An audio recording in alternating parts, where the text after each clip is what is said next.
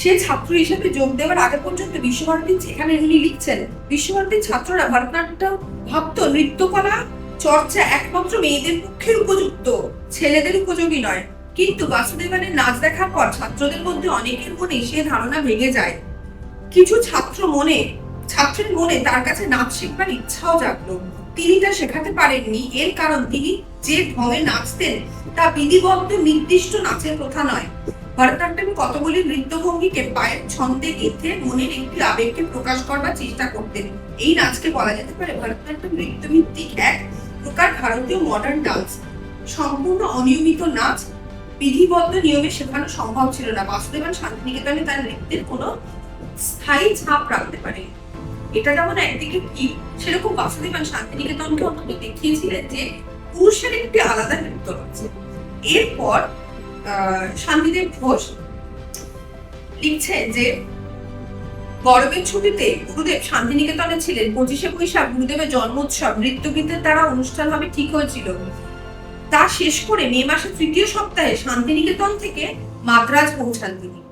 3 দিনের সেখানে থেকে ত্রিবাঙ্কুরের ট্রেনে চড়ার কথা উনি ভুল করে ত্রিবাঙ্কুরের ট্রেনে না চড়ে উনি ব্যাঙ্গালোরের ট্রেনে চড়ে পড়লেন আর কি। সারা রাত ট্রেনে কাটিয়ে ভোরে ট্রেনে এক যাত্রীকে ত্রিবাঙ্কুর যাওয়ার কথা বলার পরে তিনি বুঝতে পারলেন তিনি ভুল করেছেন।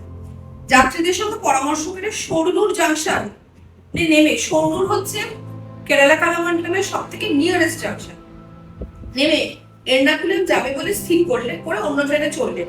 যাত্রীরা বললেন সেখানকার বন্দর থেকে সমুদ্রপথে স্টিমার যায়, সেই স্টিমারে ত্রিবাঙ্কুর যাওয়া যেতে পারে, তবে সময় খুব বেশি লাগবে। তখনকার কোচিন রাজ্যের মধ্যে দিয়ে ট্রেন যখন এর্নাকুলামের পথে চলছে, তখন আমার মনে পড়লো সেই রাজ্যে একজনের কথা, তার নাম অনুজন আচাল। ইনিও বিশ্বভারতী প্রাক্তন ছাত্র। সে সময় কোচিন রাজ্যের পুরাতত্ত্ব বিভাগের উচ্চ পদে নিযুক্ত ছিলেন। ট্রেনের যাত্রীদের কাছে অনুজনের কথা জিজ্ঞাসা করা একজন যাত্রী বললেন তিনি তাকে ভালোই চেনেন। নিকটবর্তী স্টেশনের কাছে তার বাড়ি। তার কথা মতো নেমে স্টেশন মাস্টারকে জিজ্ঞাসা করে অনুজনের বাড়ি খুঁজে বার করি। আমাকে দেখে তিনি খুবই খুশি হন। আমার কাছে বিস্তারিত সব কথা শুনে বললেন, ভুল করে আমার ভালোই হয়েছে, ত্রিবাঙ্কুরে আমার যাওয়ার প্রয়োজন নেই। কারণ গত মাসের পূর্বে কেরালার প্রখ্যাত কবি বল্লাকল নারায়ণন মেনন কোচিন রাজ্যের একটি গ্রামে পুরুষদের নৃত্যাভিনয়ের কথাকালী একটি বিশ্ববিদ্যালয় প্রতিষ্ঠা করেছেন। সেখানে আমার ইচ্ছা পূরণ হবে।